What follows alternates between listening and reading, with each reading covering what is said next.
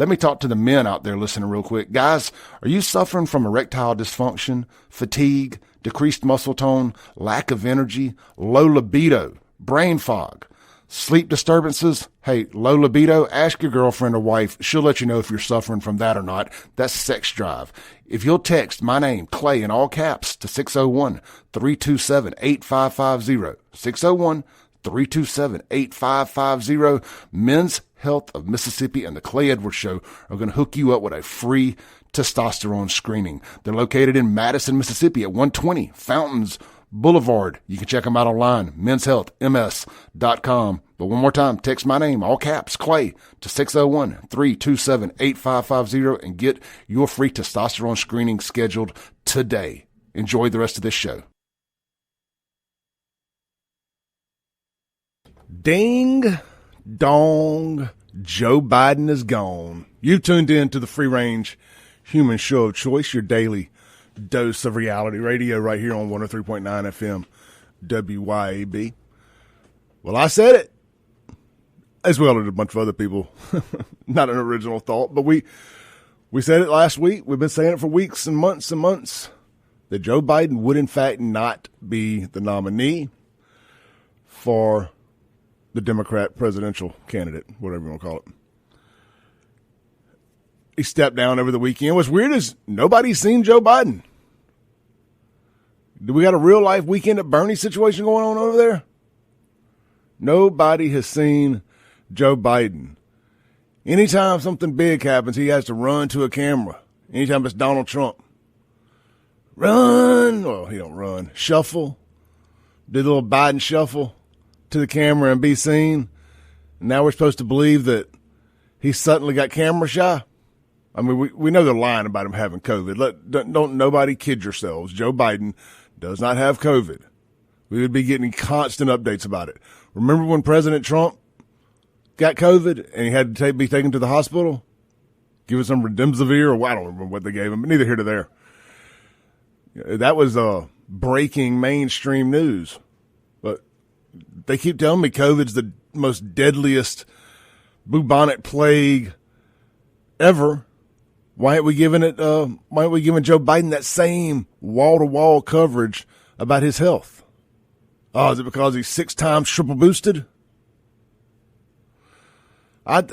You would think after about the 4th or 5th booster shot, if that vaccine was worth the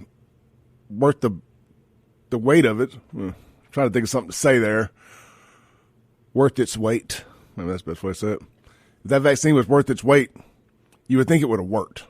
But y'all know, I know, he knows, she know, everybody know, them vaccines don't work. That's why y'all are listening to the Clay Edwards Show. All right, good morning to everybody out there. Coming up at the top of the 8 o'clock hour, we'll have Russ Latino, MagnoliaTribune.com. I want to get his thoughts from a real Politico perspective.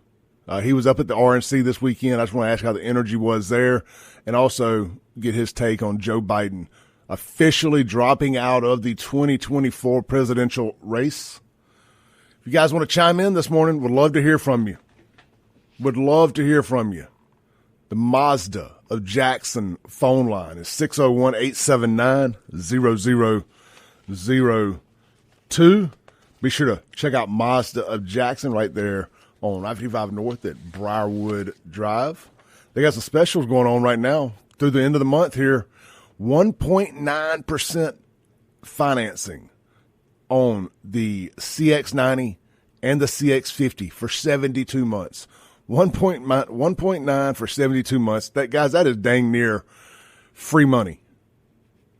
You know, from a interest standpoint, you ain't gonna get any lower than that in 2024 anywhere else. Get right there, check them out today. MazdaofJackson.com if you want to start your shopping online. Go see my old buddy Grady over there, man.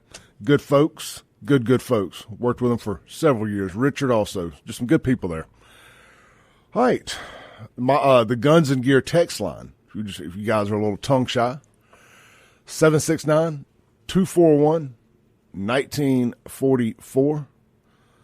769-241-1944. Let's jump in here, man. I did a lot of show prep yesterday. Just wanted to get out a bunch of clips, start reading some stuff, some articles and whatnot. Also, well, we'll save it.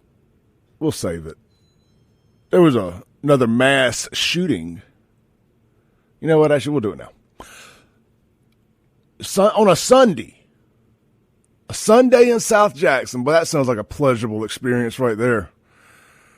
I can think of a lot of other things I'd rather be a party to than hanging out at a gas station on a Sunday in South Jackson. I just had a panic attack thinking about it. All my old South Jackson, McDowell Road folks might know what I'm talking about here. The old Junior Food Mart. Right there on the corner of McDowell and Sunset. You know, in front of the old Jitney Jungle. I don't know what it's called this week, but y'all know what I'm talking about. There was a mass shooting there yesterday. Now, the news, for whatever reason, they don't ever report it as a mass shooting unless the shooter's white or a Republican or slightly Mexican. Anyway, 2 people killed, 3 others shot, 5 people total shot at a gas station in Jackson, Mississippi on a Sunday afternoon. Rewind it one more day, back to Saturday. Another man killed at a gas station in Jackson, this one on Medgar Evers Boulevard, where multiple people have been shot and killed over the years, as late as or as early as 2 weeks ago. As recently as 2 weeks ago. Jackson gas stations are a killing field. I just feel like the right people aren't listening to me when I say this. Maybe they are the right people. Is there a more likely place to die in Jackson, Mississippi than a gas station? I mean, real talk. I mean, you're just a sitting duck. And 9 times out of 10, the people that get shot aren't even the ones that were intended to be shot. I saw Kenneth Stokes back on the news last night talking about needing security at these gas stations and how many of them need to be open for 24 hours. And I ended up making a YouTube video about this and went live this morning at 5:30. And look, guys, trust me, we're going to go wall to wall Joe Biden and politics here in just a minute. But I wouldn't be here right now if it wasn't for talking about Jackson shenanigans. So we're going to dive back to Jackson for just a second, and then we'll move back on to the big stuff. They're talking about having to have security guards at these gas stations. Well, after hours.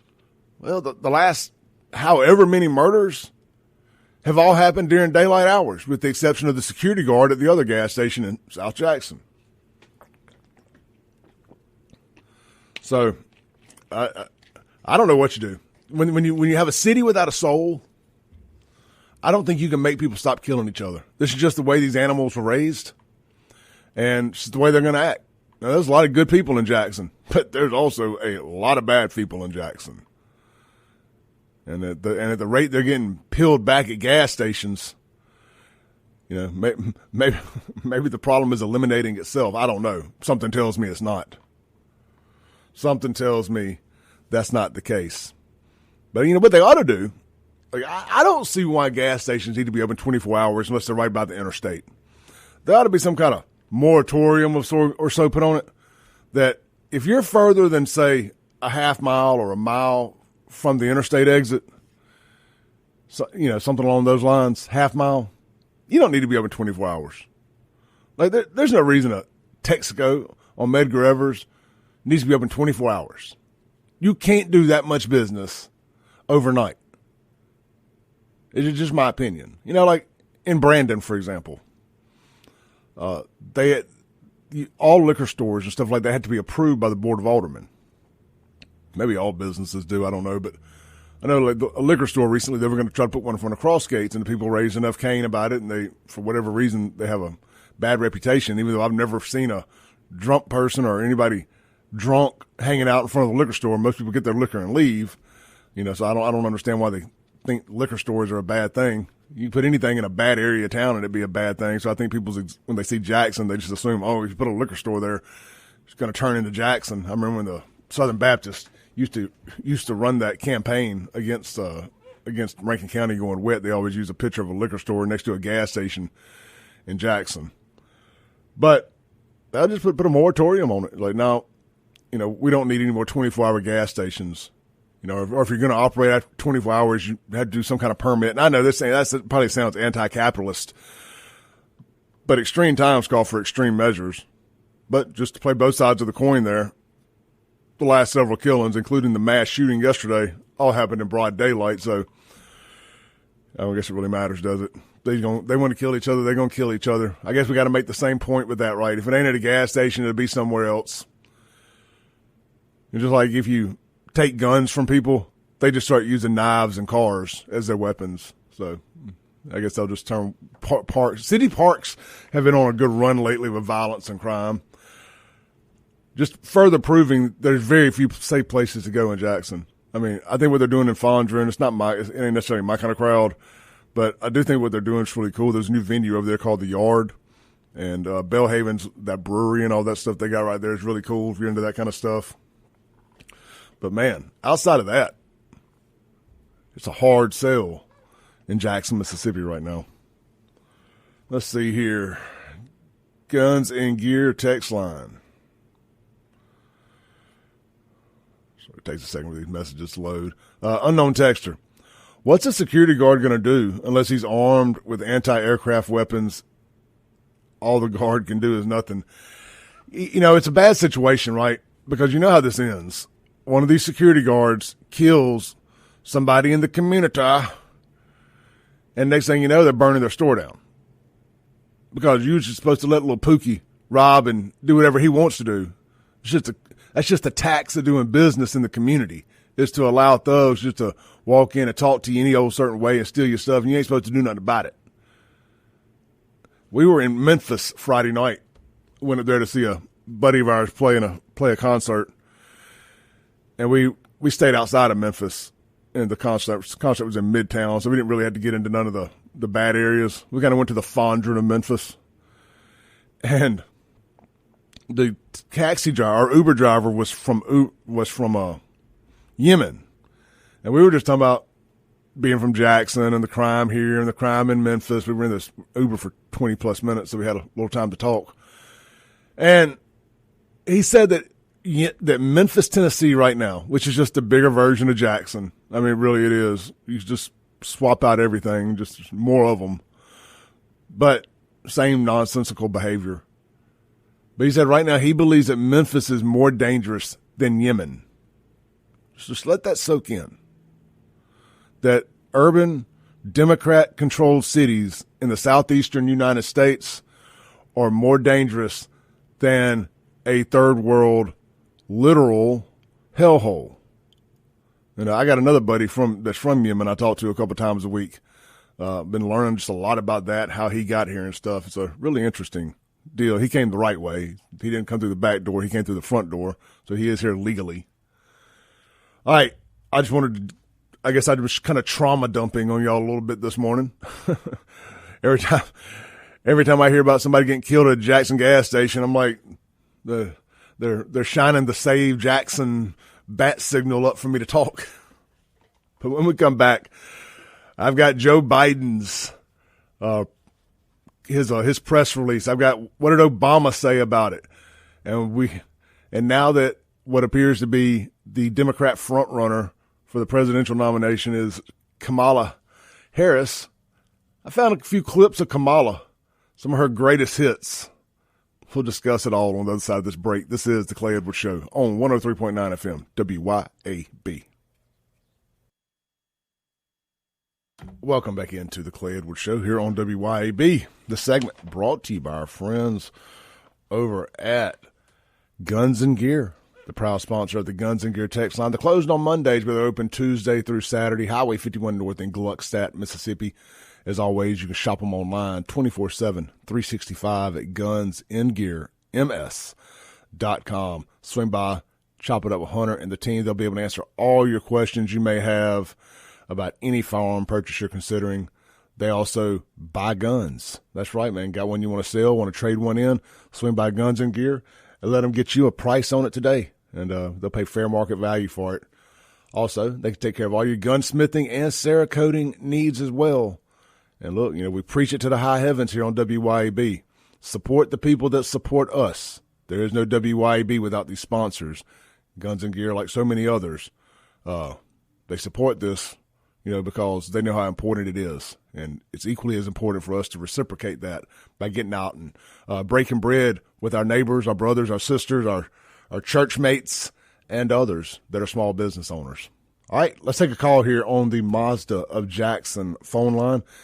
Hey, good morning. Thanks for staying on hold. Hey. Good morning.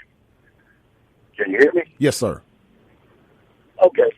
I heard this commentary a couple times, different places. Listen to them as I have to move around. They said that Venezuela is safer than the United States and these other countries. They're dumping their criminals and they're wanting to clean out their jails and insane societies and sending them here, and we're paying the price for it. 100%. I've heard that 2 or 3 times. Have you ever heard that? Oh yeah. Yep. These third world hellholes are dumping out their prisons and sending all those people here on these in these migrant caravans.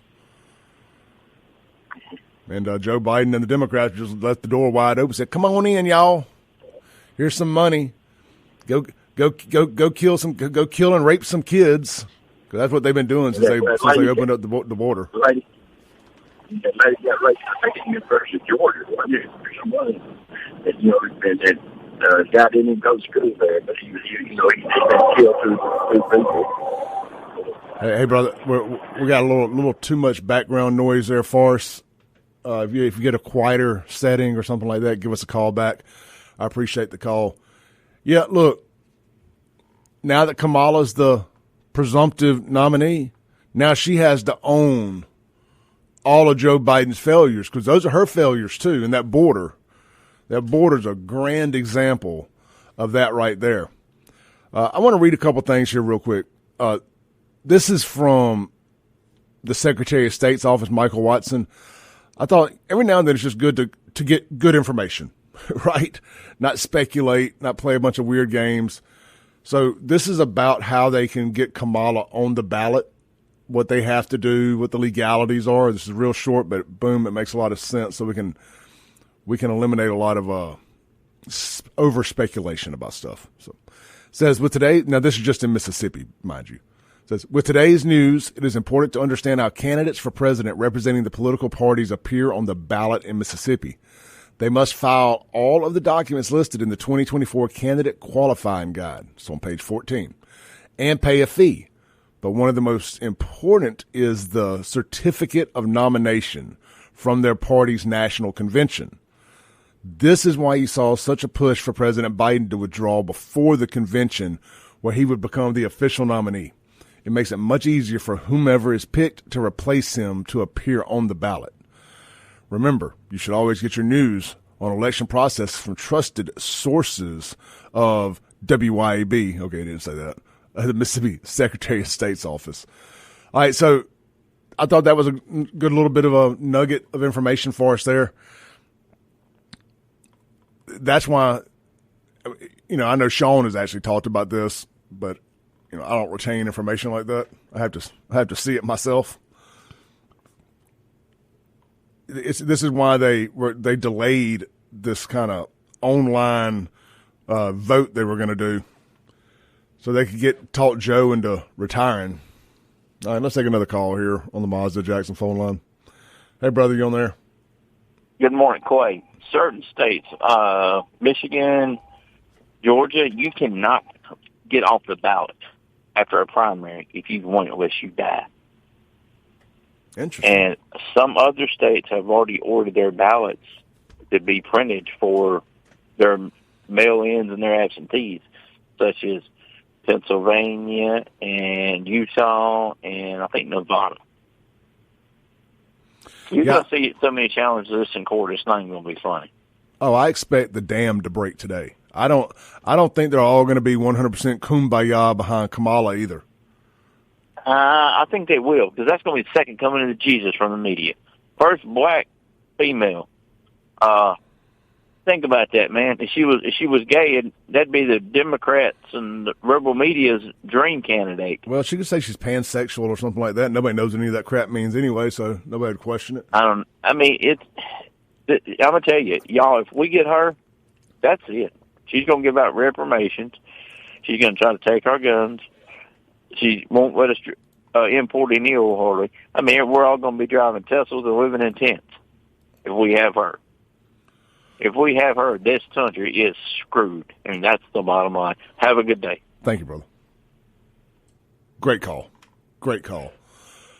Oh, well, we will definitely be screwed if we have her. I mean, let's see here. I got a bunch of good stuff for you guys today. I'm just kind of dragging a little this morning. It's like, is there ever enough sleep? Let's see here. Let's read Joe Biden's. This print is way smaller than I was anticipating. This is Joe Biden's letter that he did not know he wrote. Put somebody on hold real quick. All right, caller, stay on hold. Yeah, Joe Biden ain't woke up yet to know that he is not on the ballot anymore, that he is a step down. His diversity hires resigned him from the ballot. It says, my fellow Americans, over the past 3.5 years, we have made great progress as a nation. Today, America has the strongest economy in the world. We've made historic investments in rebuilding our nation, in lowering prescription drug costs for seniors, and in expanding affordable health care to a record number of Americans. We've also provided critically needed care to 1 million veterans exposed to toxic substances, passed the first gun safety law in 30 years, appointed the first African-American woman to the Supreme Court, and passed the most significant climate legislation in the history of the world. America has never been in better position to lead than we are today. Man, that is not the flex he thinks any of that is, by the way. Continuing. I know none of this could have been done without you, the American people. Together, we overcame a once-in-a-century pandemic and the worst economic crisis since the Great Depression. We've protected and preserved our democracy, and we revitalized and strengthened our alliances around the world. There's a little bit more there. Let's take a call on Mazda Jackson phone line this morning. Hey, good morning. You're on there. So your last caller's right about the whole ballot thing. You know, they've already been printed in some, and unless Joe Biden dies, you know, he's going to be on the ballot. But what I think he's wrong on is even AOC's already came out and made statements. There's been several other Democrats come up and said, look, you know, we understand Joe's stepping down, but we're just going to say what everybody's thinking. Kamala's not it. So I just disagree with what he said. I do think she'd be a horrible president. I agree with that. I don't think she would make it through any sort of real election. Just think back to where she was polling, 4 years ago. She didn't even get 1%. She was the lowest. No, I've got the audio. I've got the audio right here too of her getting skull dragged by Tulsi in the debate. I mean, she has no support, none. So if they're throwing her up there, she's there as a distraction. She's not there as a candidate. I was telling Matthew Bishop, our 6 a to 7 a.m. host here this morning, that it appears the Democrats are just going to try to say the blue team is big enough to win regardless who the quarterback is. Right. I mean, that's what they're trying to. That their brand is so big that it doesn't matter who the parts of are. That they think they can win. Their deep state is deep enough that they can weather any storm of 4 years of Trump. Is what they're betting on. Yep. Well, all right, man. Thank you. Hey, appreciate you, brother. As always, thanks. Let's play this real quick. This is a clip that ended Kamala's first presidential campaign. And I just want y'all to keep that in mind, that at some point, this lady is going to have to be the sacrificial lamb to Donald Trump on a debate stage, I'm guessing in September. That should go well. I bet she'll call him a racist. Anyway, this is good stuff right here, just in case y'all forgot. Bear with me. It would help if I had the right microphone on. All right. I want to bring the conversation back to the broken criminal justice system that is disproportionately negatively impacting black and brown people all across this country today. Now, Senator Harris says she's proud of her record as a prosecutor and that she'll be a prosecutor president, but I'm deeply concerned about this record. There are too many examples to cite, but she put over 1,500 people in jail for marijuana violations and then laughed about it when she was asked if she ever smoked marijuana. She blocked evidence. She blocked evidence that would have freed an innocent man from death row until the courts forced her to do so. She kept people in prison beyond their sentences to use them as cheap labor for the state of California. And she fought to keep cash bail system in place that impacts poor people in the worst kind of way. Thank you, Congresswoman. That was a wrap. That was a wrap for Cankle's Kamala Harris. Let's take a break real quick. We'll be right back on the Clay Edwards Show here on WYAB.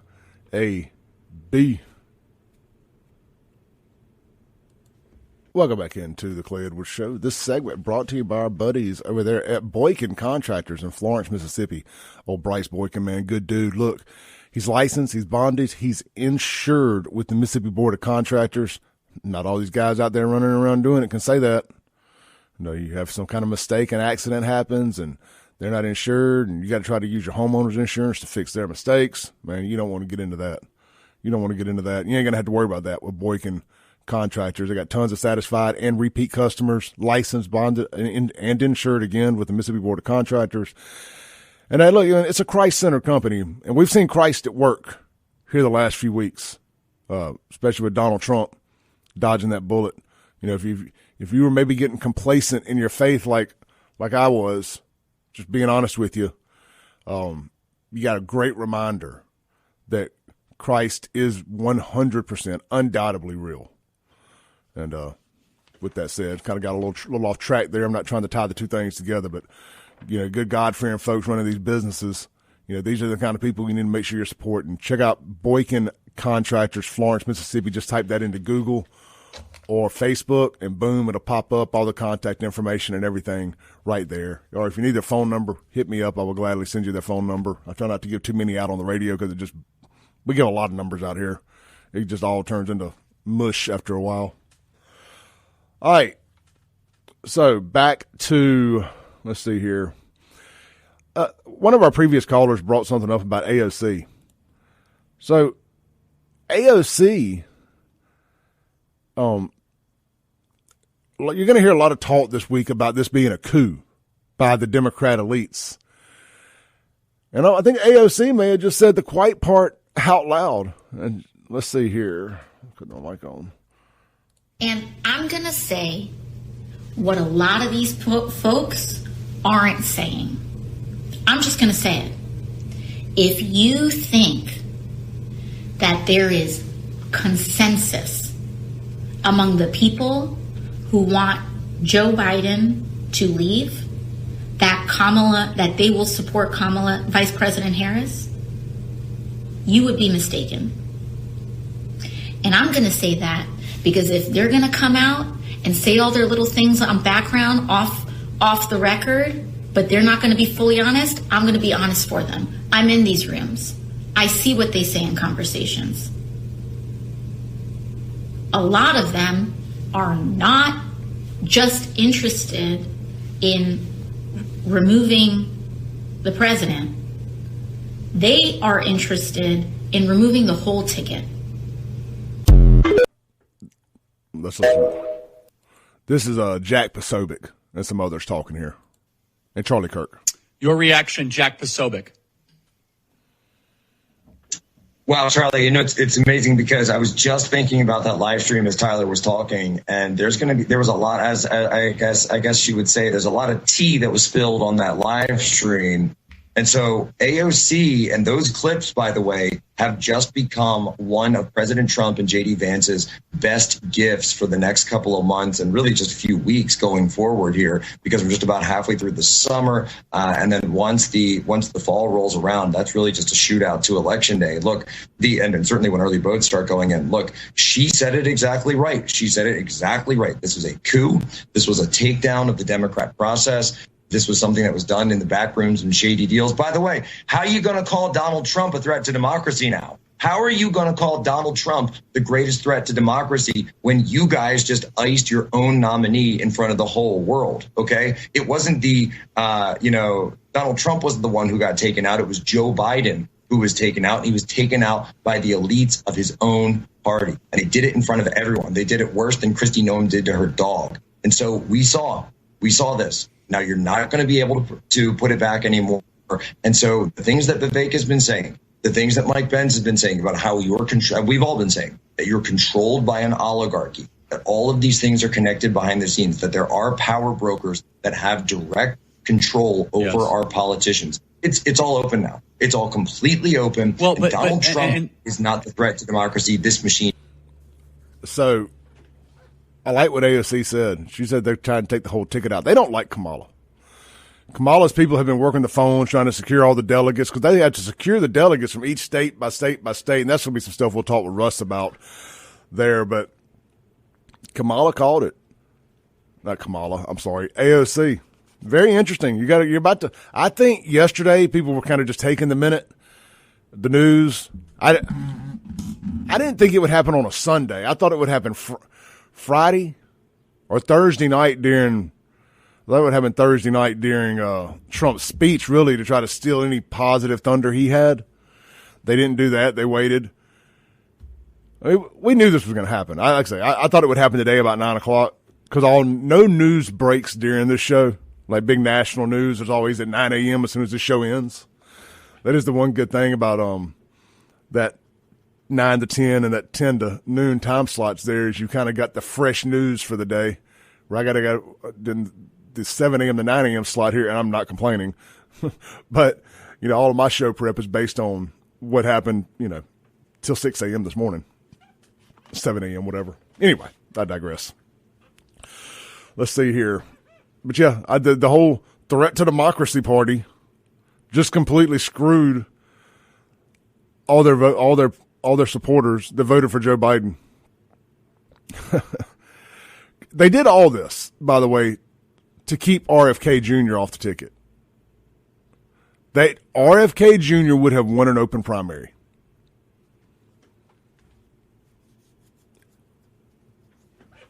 Democrats having a hard time getting out of their own way.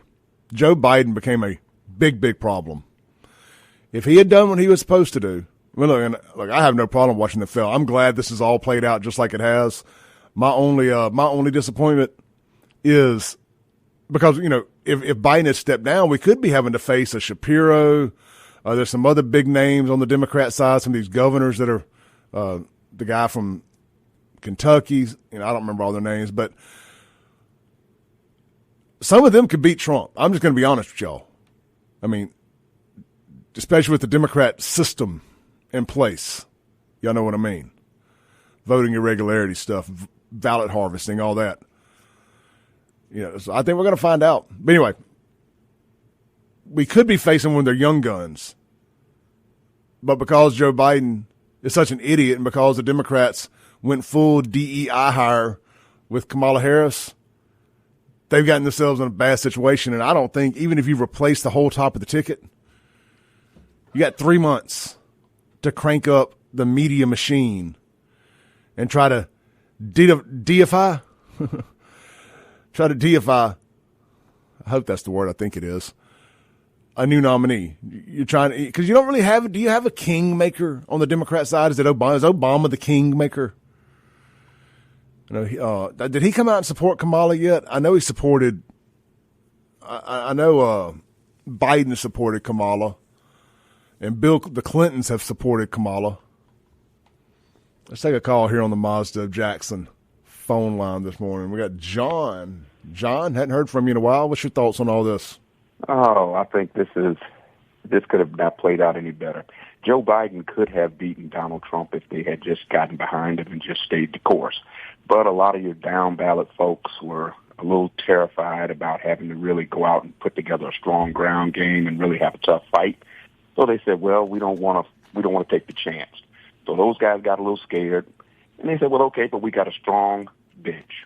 And what you guys don't realize is Donald Trump is not a very strong candidate. He can't even break 50%. He took a bullet. He's Biden. very strong.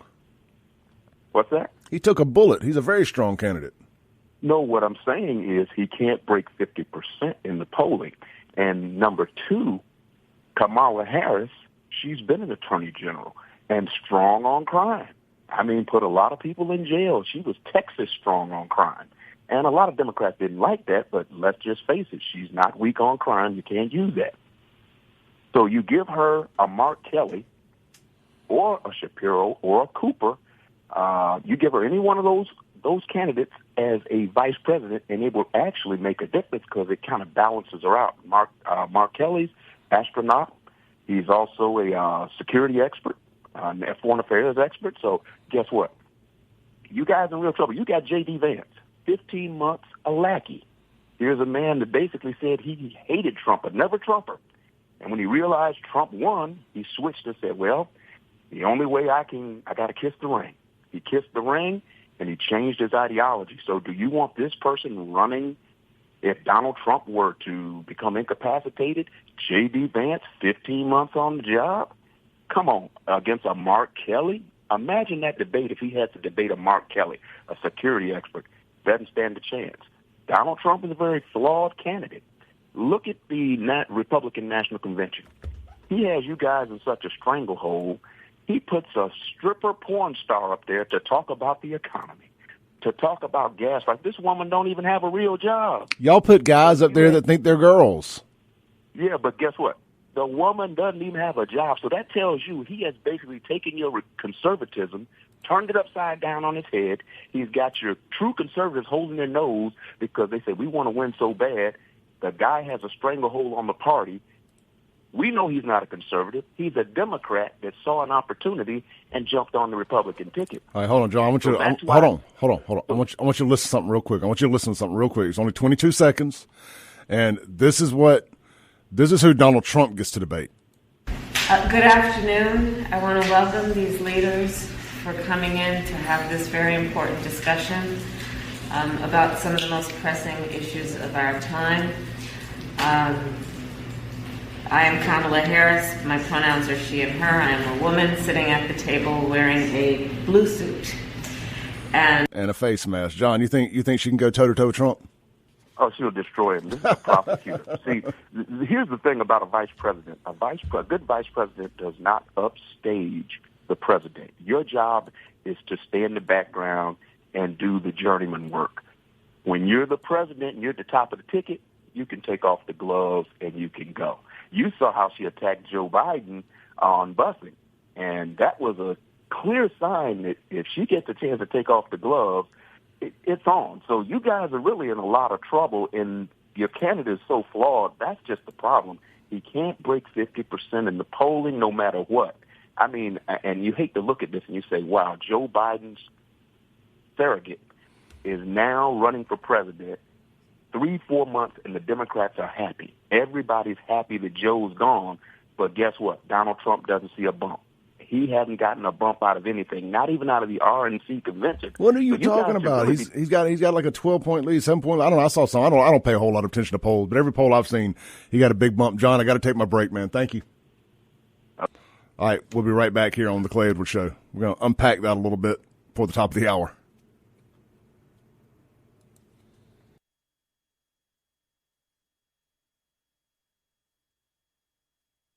Welcome back into the Clay Edwards Show. We got a couple minutes here before the top of the hour break.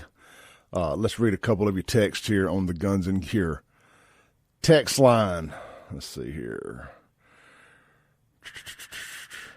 Rick says, "Tell John if he wanted to hear CNN. If we wanted to hear CNN, we wouldn't be listening to this show. All he is saying is exactly what they say. As far as JD, I'd rather have a man that admits he was wrong and has the fortitude to change his mind and admit it. I agree 100% on the J.D. Vance thing. I mean, they weren't going to be able to hide it or run from it. A lot of people said a lot of things about Trump that have turned the corner on Trump. You know, I just I look at these people like the Lincoln Project. It's like these guys are absolute obsessed nut jobs. They found a little niche, you know, being the Trump-hating Republicans. And it gives people it's like Liz Cheney, you know, just gives them just enough flame to pretend they got something. And the liberal media eats it up just like conservatives eat up black conservatives. Like, oh, finally a black guy that agrees with me. You know, y'all know we guilty about that too. All right, we'll be right back here with Russ Latino.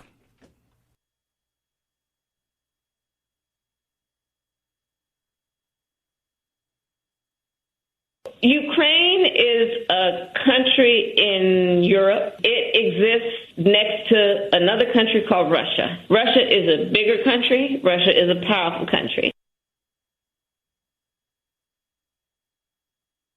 Boom goes the dynamite. It's hour 2 of the most incendiary talk show in all of Mississippi. This is the Clay Edwards Show. I'm, of course, Clay Edwards. We are live on 103.9 FM, WYAB, 7 a.m. to 9 a.m. every Monday through Friday.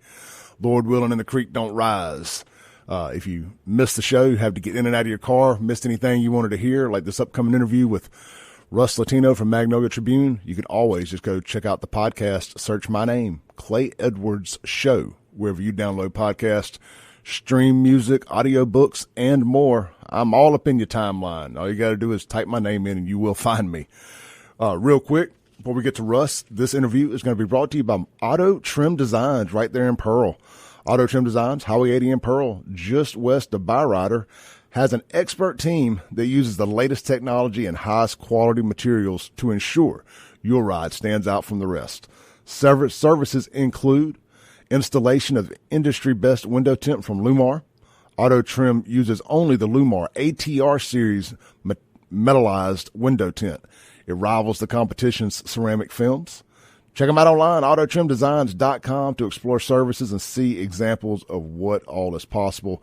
Man, get over there. Those guys have been there for over 30 years. They can do everything from wraps to window tint to paint protection film. And, of course, they're famous for their pinstriping, too. So if that's your thing, you need to get a pinstripe done, anything like that, check them out today, autotrimdesigns.com. Locally owned, locally operated, right there, Highway 80 in Pearl, Mississippi.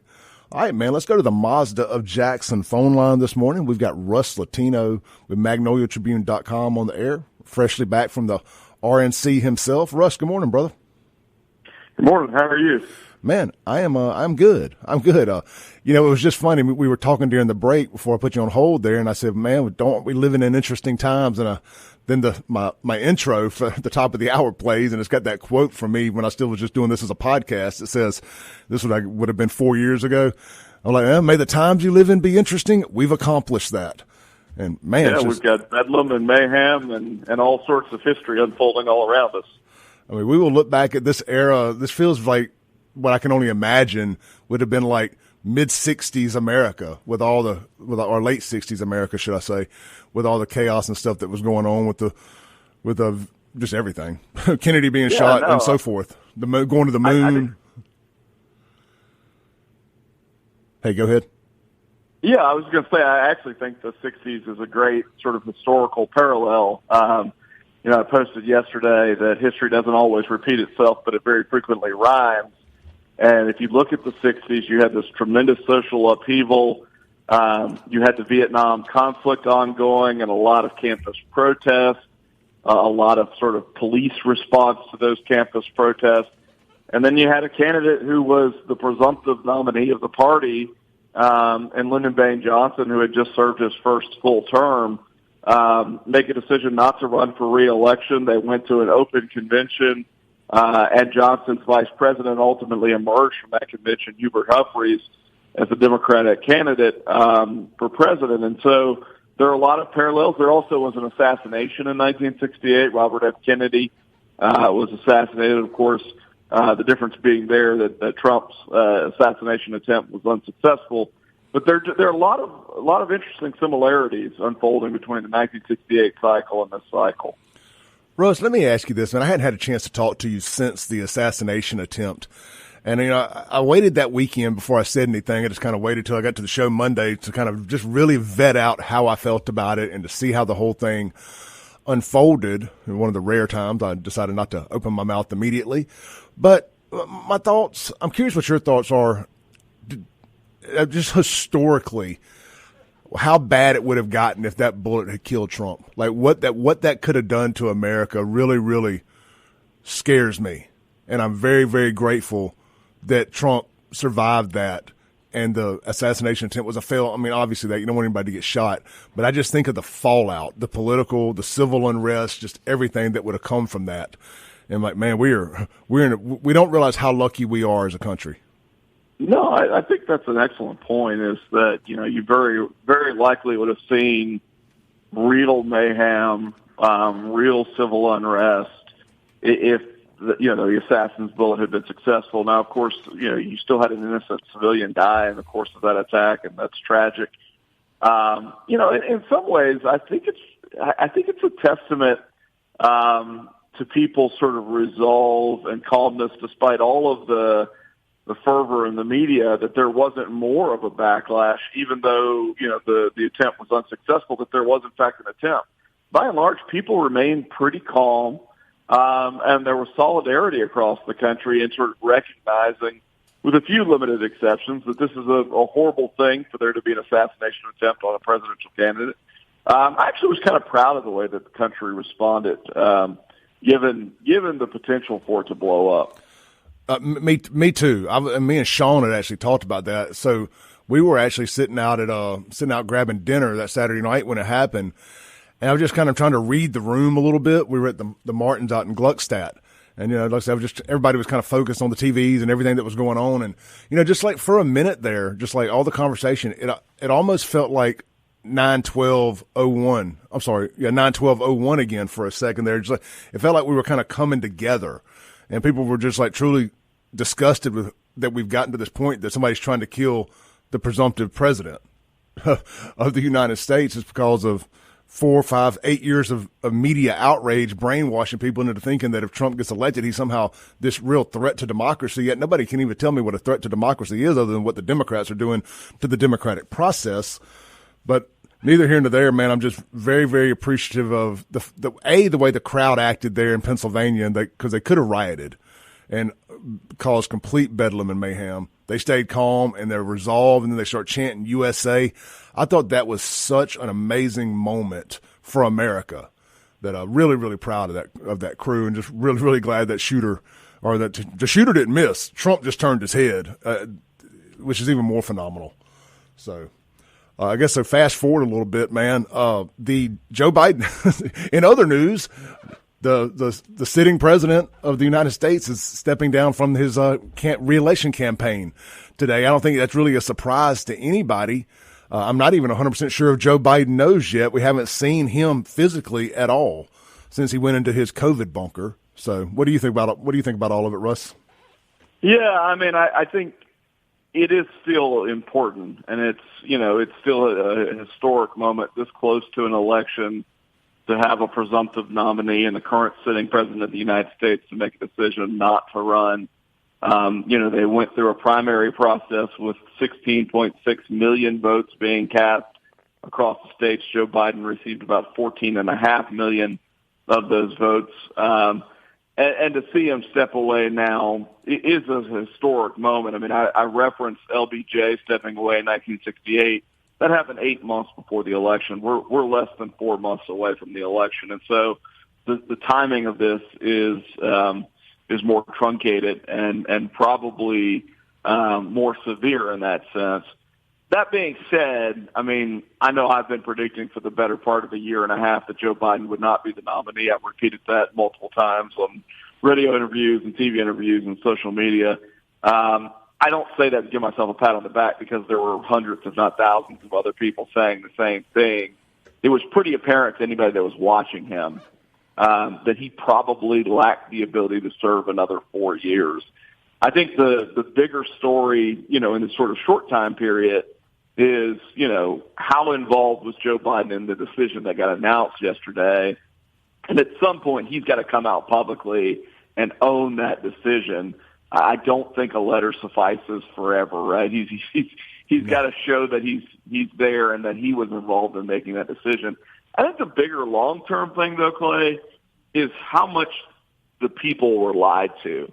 And when I say people, I'm not talking about Republican, Democrat, but the entire country got fed a line for the better part of a year as people raised concerns about Biden's mental fitness, that all of that was some sort of conservative right-wing hoax, that they were cheap fakes, that, there was some sort of diabolical narrative being created by the right wing to paint Joe Biden as something that he wasn't, and in fact that he was capable of being president. The Joe Scarborough, best Biden ever. And really even Vice President Harris, who went around saying that behind closed doors he was sharp and intact and in control of things. So you have all of that unfolding for the better part of a year, and basically people being told not to trust their lying eyes. And then you have the exposure that happened in that debate, and suddenly media is acting like, and some of Biden's handlers and influence peddlers are acting like they have done something heroic in recognizing what everybody else saw for the better part of a year. And I think if your goal is to restore trust in institutions, if your goal is to restore trust in functioning democracy, that at some point you've got to come to grips with the fact that people have been lied to for an extended period of time in order to prop up a candidate. And we only found out that we were right about what we saw, not because other people finally had it dawn on them. They knew all along. They realized after the debate that he couldn't win. And that's when they suddenly were willing to say what was true and what everybody knew. And to me, that's really problematic if the goal of this is to instill trust in the general public. Yeah, it's an absolute disaster. Do you think it was Obama that pushed this thing on across the finish line, or is it just the donors cutting the money off? What do you think was finally the aha moment for them to pull the trigger on this? No pun intended there. Yeah, no, I don't know that it was any one thing. Of course, this is speculative, but my sense is it's a cumulative thing. Several people made the point, and I thought it was a good one yesterday, that now political people understand what college football fans have always understood, which is when the boosters start to publicly say it's time for a coach to go, that coach is done. And so when you had donors and sort of the celebrity class increasingly saying it was time for Biden to go, in some ways it felt like there was so much inertia there that decision would ultimately be made. And certainly you've got political players like former President Obama, like former House Speaker Nancy Pelosi, that I think played a large role in forcing this issue to conclusion. I want to play a little 18-second clip here of the presumptive Democrat presidential candidate, Kamala Harris, and get your thoughts on it. It's a little old. I'm sure you've heard this before, but this is the potential ruler of the free world here. Ukraine is a country in Europe. It exists next to another country called Russia. Russia is a bigger country. Russia is a powerful country. Russia decided to invade a smaller country called Ukraine. So basically, that's wrong. I sure do appreciate Kamala's intense, deep knowledge of the Ukraine-Russia conflict there. That's our potential next president. How does that settle with the Russ Latino? Yeah, I think I look at it, Clay, and say that during the course of this interview, I've probably said something that if somebody clipped it, they could go back and say, well, look at this idiot. I think the bigger story to me is what she actually stands for. And so if you looked at, as an example, where she was before she became vice president, she was a district attorney and then the attorney general of the state of California. And in those roles drew opposition from both Republicans and Democrats because of her inconsistency on positions, whether it was the death penalty or prosecuting marijuana cases or whatever. There was actually a lot of liberal criticism of the way that she used that office. And then she got into the Senate, and GovTrack, which is a nonpartisan accountability tracking organization, rated her as the most liberal member of the U.S. Senate. So the most liberal of the 100 senators in that body. She signed on to the Green New Deal. She co-sponsored a climate equity bill. with AOC. She also has called for the end of fracking and fossil fuels, for net zero carbon emissions by the year 2045. And so she's got a hardcore climate agenda. If you look at her social agenda, what you'd see is somebody that supported taxpayer-funded abortions at the federal level, who also wanted to create a 6-month paid family leave program that candidly was more liberal than even Bernie Sanders and Elizabeth Warren had proposed at 3 months. And so you just got immigration's another great example. She's the immigration czar right now as vice president, but when she was in the Senate, she had called for decriminalizing illegal immigration into the country. She wanted to provide government-sponsored health care to immigrants coming into the country, and she compared ICE agents, Border Patrol agents, to the Ku Klux Klan. I mean, you've got somebody that when you look at her positions is actually pretty radical and pretty far left. She's been moderated by the fact that Joe Biden is seen as a centrist. And so for me, they're going to be the obvious gas and things like that, but it's more what does she actually believe, and I think when people look at it, they're going to see somebody that's pretty far to the left compared to Joe Biden. I think it's going to be a very interesting race, and she has to own Joe's failures because she's been right there beside him. And look, I firmly believe that if Joe had done a good job on anything, if he had actually anything he could run on, something positive, tangible for people to look at and say, yeah, you know what? My life is better under Joe Biden because of this thing, whatever that one thing may be. And I don't think there's a single thing. And if Joe was still Joe would still be on the ballot in sickness and in health if they thought he could win. You know what I mean? They're only playing this game now because they've realized he can't win. So now we're going to potentially be stuck with a Kamala Harris regime. I don't know, Russ. It's scary times, brother. I know we always say it, but this indeed is the most important election of our lifetimes. Whether you like Trump, dislike Trump, don't like mean tweets, could do without some of the shenanigans, I don't know how anybody could say that the adults in the room are on the blue side. I think we're certainly living through a consequential moment, Clay, where there are big questions about what our nation's going to look like moving forward. I've always been kind of reticent to say this is the most important because it feels like we do that every cycle. But we are living in an incredibly important time period in the sense that you see changes in both the Democratic Party and Republican Party in terms of kind of what makes up their foundation or their bedrock.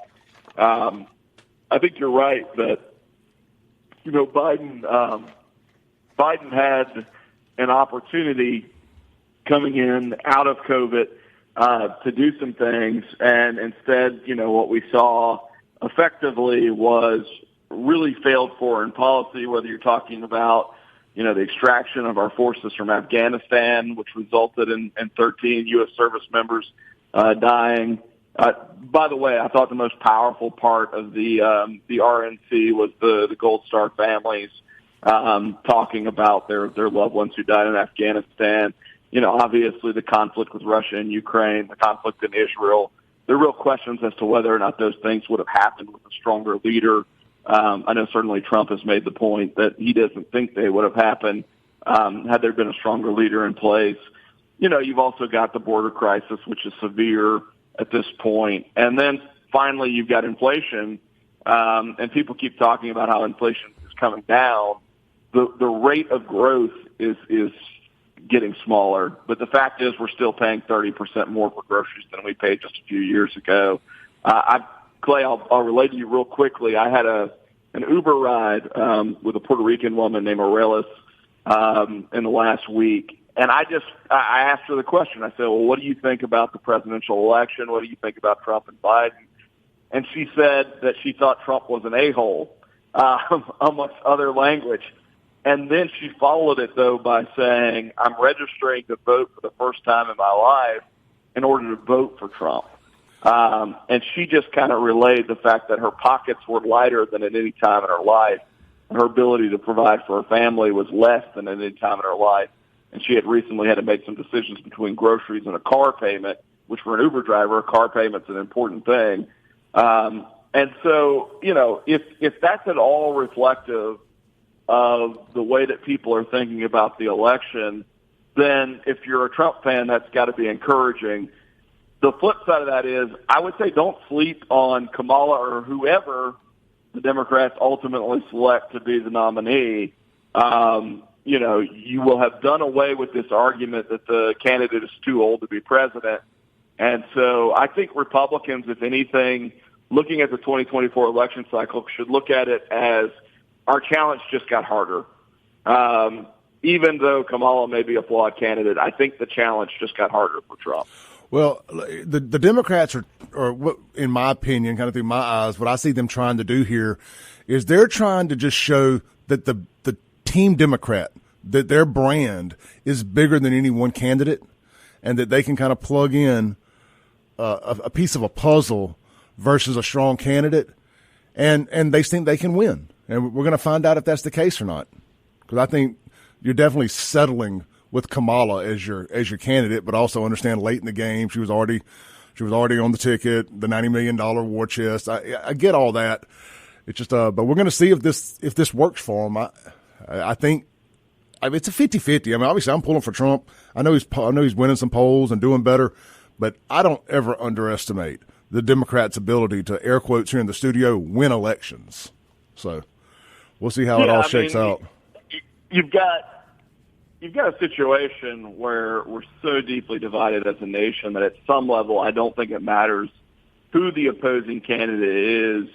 Like 48% of the nation is going to vote for whoever the D is because they really hate Trump. And then on the flip side, 48% are going to vote for Trump, regardless of what he does, regardless of whether or not he gets sentenced to prison in September. There are all sorts of things coming up that could impact this race. But 48% of the country is going to vote for Trump regardless. And so really what you're talking about is competing for the 4% that'll decide the election. Yeah, Russ, I was at an Uber Saturday night with a fellow from Yemen and had the exact same conversation that you have with your Uber driver. Yeah. So we'll see. And look, it's worth pointing out that while it's very likely that Kamala will end up being the Democratic nominee, I read something this morning that said she has secured about a quarter of the delegates she needs up to this point.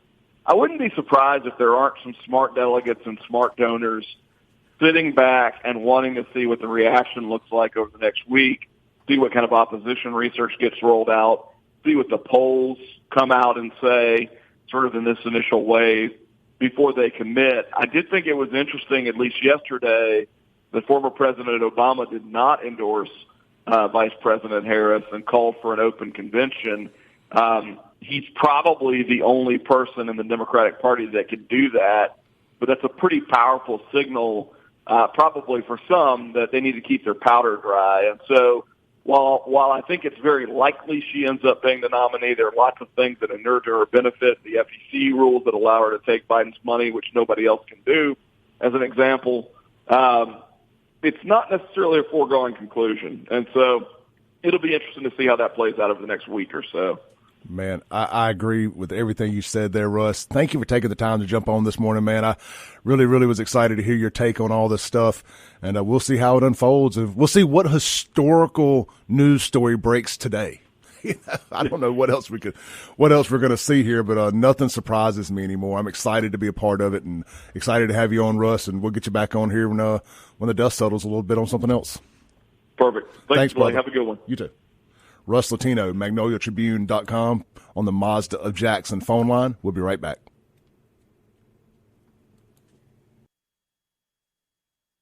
Welcome back into the Clay Edwards Show. Hey, guys, you're going to be downtown today? You're going to be down at the Capitol? You're going to be down there doing anything? You work downtown? All my Capitol Police, JPD guys, state troopers out there listening today that could possibly be in the downtown Jackson area. Did you know that you guys get a discount? I'm assuming firemen do, too. I can't imagine they would just give it to police, but you get a discount when you eat at Old Tavern on George Street. Swing by today, grab one of their all-fresh, never-frozen, made from scratch blue plate specials. They change all the time. It is fried fish every Friday, but check out the Old Tavern burger, the King George burger, the black and blue. Of course, you can build your own. And, of course, they got the Southern-style Lucy burger. But, look, I'm going to tell you, you need to try the fried pimento cheese fritters, phenomenal. So much more. They got all the sandwiches, everything. They got live music a couple nights a week. Check them out on Facebook, Old Tavern on George Street. And, of course, we'll be telling you much more about them. They're open 11 a.m. to 2 a.m., 5-6 days a week. You know what? Actually, they're closed on Mondays. They're closed on Mondays. So, Tuesday, closed on Sundays and Mondays. So, be thinking about it tomorrow. Lunch at Old Tavern on George Street from 11 a.m. to 2 a.m., Tuesday through Saturday. Of course, they got dinner and everything, too. All right. A couple Guns and Gear text messages before we move on. I want to thank Russ Latino. Y'all be sure to check out his website, magnoliatribune.com. All right. So, unknown texter says, just a thought on Matthew Bishop's show earlier. He mentioned Michelle Obama running, especially since they haven't endorsed Kamala, and interested to hear all of your thoughts on that being a possibility. Yeah, sure. Let's do that. I hope not. Because I understand that the trance that Democrats get in when you mention an Obama name, they don't care about any of the other stuff. It's just they get brainwashed. I sat right across from Sean here one day talking, and we came up and we thought about the Michelle Obama theory of her potentially running for the president or being installed as the president. And Sean lit up like a kid on Christmas morning that got exactly what he wanted for Christmas. He's like, oh, God, yes, we love Obama. We love him. Just motorboating, just thinking about it. Got all excited. I mean, just worked up into a trance almost. It was crazy. Crazy, like he did some kind of drug or something. And I assume that other Democrats feel that way. Right now we have Sean ready to go in there and vote for President Trump. But so we're going to use him as our swing voter here. Not swinger, but swing voter. Independent, free-thinking voter here that right now voted for Biden, never voted for a Republican before, for president anyway, that's ready to vote for Trump. But if you put in an Obama in there, he's going to flip that switch quick, son. You're running right back to the other side. And if he'll do it, and he seems like a pretty level-headed dude, how many others that are out there just kind of at sea drifting, like, man, I just can't stand Biden or Harris. I'm just going to vote for Trump because I don't like what they've done to democracy and, not letting the Democrats actually vote and yada, yada, yada. So I don't know. It scares me. I'd be lying if I said otherwise. No, I think Trump will win. I'm just telling you because I think enough people in America have woken up to what's going on and they realize we're being screwed by the Bidens, Obamas, and Kamala Harrises of the world. So we'll see. I'm looking at a poll here right now. The Trump War Room on X. It's like the official campaign room, official campaign account. Posted a poll, and I'm not a big poll guy. But just for the sake of conversation, I guess we'll entertain it. Trump has got a +6 advantage on a national general election poll over Kamala Harris at 49% to Harris's 43%. Trump has an 8-point lead over Newsom with 48-40, and Trump has a 10-point lead over a Gretchen Whitmer. So those are kind of your top Democrat candidates. Newsom's come out and supported Harris already. He's going to wait. He's going to wait 4 years and not step into this pile of poo. Now, he theoretically, I guess, could be the VP. Couldn't he? Yeah, I think so. So they're both from California, but, well, so, they said something about on the Republican side that the VP and the president can't be from the same state. But clearly that wasn't going to matter if Marco Rubio or DeSantis or any of them were serious contenders to be Trump's VP. I don't think that would matter. But I don't know. You already win California. Newsom doesn't bring you anything to the table except he's another lizard person who will go along with everything that they want to do. But I think right now I'm with Russ. Nothing would surprise me. And I do think some of the big donors are going to kind of sandbag a little this week. Today, tomorrow, now that we kind of get woke back up into a real news cycle on a Monday, and we should hear from Biden today or tomorrow, presumably. Let's see how all this shakes out. And I don't know. I think, Achman's razor says that it's going to be Kamala. It just makes the most sense, especially this late in the game. Who does her VP? Does she tab a Shapiro? Do they waste that? Me and Sean talked about that the other day. Is there such thing as a good loss? Could you plug one of these, young gun, very popular Democrat governors who are more of your traditional liberal types, not your super duper uber progressive? Could you plug one of them into the Nathan Glenn guy? Is that his name? Blake, whatever, the astronaut from Arizona. Could you plug this guy in? And, you build to your next star. So in 4 years, they got a real horse with some name value that hadn't necessarily taken a one-on-one defeat against Trump. Harris is going to take that L. She's going to own that loss. Joe Biden's going to own that loss. But the VP doesn't normally quite get the same amount of poo slung on them after taking a big loss. Speaking of which, let's take a break. We ran over big with the interview with Russ there. Got to get that time back. This is the Clay Edwards Show. We'll be right back. Welcome back into the Clay Edwards Show. This segment brought to you by our friends with Stonington Farm grass-fed beef. It's that time again. They'll be in town this Friday delivering your 100% grass-fed, 100% grass-finished, mRNA-free, antibiotic-free, Mississippi-raised beef. They'll be bringing it up here to locations in Florence, Brandon, and Ridgeland. Get your order in today. They got a special going on right now. You go to StoningtonFarm.com, and let me pull my text message up here from Miss Katie, and I'll read it to you real quick here just to make sure I don't goof it up a little bit. So they'll be up here, as the previously mentioned, Florence, Brandon, and Ridgeland areas on Friday, July 26th. On this run, they got some specials for you. Roast, chuck, shoulder, sirloin tip, eye of round, rump, and tri-tip are on special for just $8.50 a pound.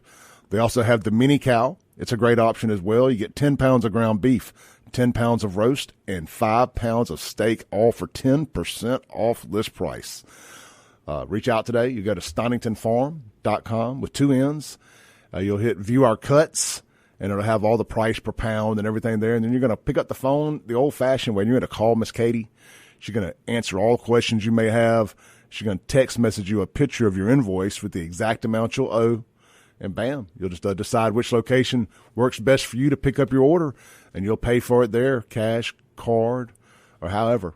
So they do take cards there on their truck. The only catch is, you got to put your order in advance. You can't just meet them and buy stuff from them. This ain't like those people that sell 20 ribeyes for $20 in the movie theater parking lot. No, sir. This is real grass-fed, high-end Mississippi-raised beef. And it's healthy for you. So check. StoningtonFarm.com. All right. Here's something I find interesting. Joe Biden might be dying, y'all. His brother seems to think so. I don't disagree. I think it's clear that he is in rapid decline. And he has come out, his brother has come out and said, let's see here, I will have him back to enjoy whatever time we have left. That sounds like somebody that's in imminent danger. Let's listen. This is a little story here real quick from CBS News. Younger brothers, and here's what he told us. He said, I'm incredibly proud of my brother. Selfishly, I will have him back to enjoy whatever time we have left. He is a genuine hero. Country over self. It sounds corny in our cynical political environment, but he nor I are cynical. The goal remains the same: defeat Trump and continue the work that Joe has done.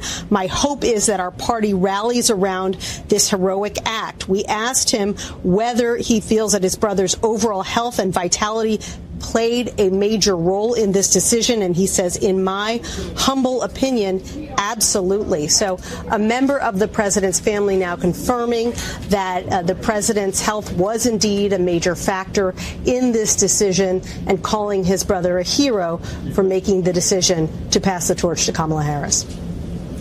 So, Nancy, sorry, can you clarify that the family is saying his health was or was not a factor? He's saying that, in his humble opinion, yes, the president's health and vitality played a considerable role in his decision. It's important to note Frank Biden is not speaking for the family writ large. This was simply a conversation between CBS News and Frank Biden. Unclear how much input he had in this decision, but he says that he believes that his brother's health did play a role, and he said. All right, so then after that, it's like you just can't make this up. After that, sources close to the Biden family smeared Frank Biden as an alcoholic. This is from Nancy Cord. She goes, Frank Biden told CBS News that his brother's health, quote, in my humble opinion, absolutely contributed to the decision to bow out. But source close to Biden family says Frank Biden suffers from alcoholism and hasn't spoken to his brother in weeks. What he said is completely untrue.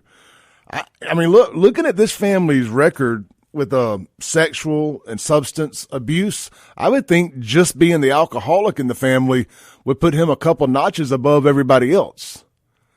I mean, boy, talk about pot calling the kettle black. I'm guessing the source from within the family is probably Hunter Biden, and he's a raging crackhead, allegedly, of course. Allegedly. So, man, this family is an absolute train wreck. I will be so glad when we get past this point in America where we're dealing with Bidens, Obamas, Bushes. Well, it seems like the Bushes have rode off into the night. I'm sure they're still screwing up elections for real America First patriots in Texas and other areas, but at least they're off the main stage now. Let's go back to the Guns and Gear text line and read a few things from you guys. Woodrow says, I think you may already be dead. Woodrow, I don't think it's much of a stretch. And we've had so much crazy stuff happen in the last week that who would be surprised at this point? You had God, our Lord and Savior himself, reach down and tap Trump's head a little so he would miss that bullet. That bullet didn't miss Trump. Trump missed that bullet. There is a big difference there, and it still hit his ear, so he did get shot. He didn't get shot at, he got shot. They came within a half inch of killing Donald Trump and creating a bigger monster than they could have ever imagined. They think America First and MAGA is strong with Donald Trump driving the train down the tracks. You wait till you get a bunch of angry, mad lad patriots after you kill the king. You have no idea what was getting ready to come down them tracks. It's just bottled up for another 4 years. When Donald Trump steps to the side, we're not going anywhere. We're here to save America. We're here to eliminate communism, Marxism, and any of this other nonsense, religious bullcrap, non-religious bullcrap they keep shoving down our throats like it's a religion. Whether it's LGBTQ, LMNOP, rainbow supremacy, BLM, free Hamas, free Palestine, whatever else. If it ain't America First, it ain't nothing. I don't care if it's Donald Trump or Clay Edwards up there. We ain't slowing down. I'm thankful and blessed and appreciative that Donald Trump didn't die, because I know what would have happened. We would have burned this mother down. We would have. And then they would have rounded us all up like Jews in Nazi Germany, put us on trains with a one-way ticket, and eradicated MAGA from Earth. That's what they want. That's what they want. That's why they want to push you to violence. They want to push you to doing something stupid so they can do just that. I'm not saying there's not inevitably a time for that, because at some point, if it's me or you, it ain't going to be me. We ain't there yet. Let's take a break. Come back, land the plane for the day.